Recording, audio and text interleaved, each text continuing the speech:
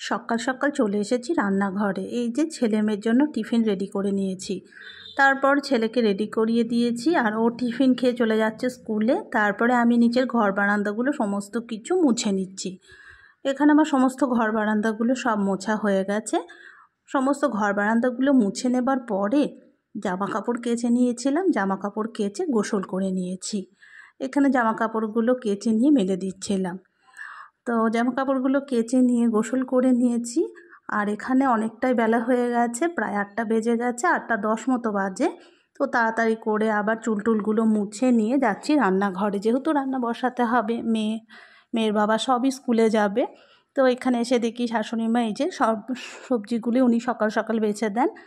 তারপরে এখানে একটুখানি ছেলে মেয়ের জন্য যে টিফিনটা করেছিলাম ওটা একটু আমি রেখে দিয়ে ওটাও একটুখানি খেয়ে নিলাম। ভাতটা বসিয়ে দিয়েছি, তরকারিও বসিয়ে দিয়েছি। আর এখানে রান্নাটা আমার হয়ে আসছে। সমস্ত রান্নাবান্নাগুলো আমি করে নিচ্ছি এক এক করে। আর এই যে রান্না টান্না সমস্ত কিছু কমপ্লিট করে নিয়ে ছেলে তো আগে স্কুলে চলে গেছিলো। মেয়ে আর মেয়ের বাবার স্কুলে বেরিয়ে গেলে আমি আমার ব্রেকফাস্টটা নিয়ে বসেছি।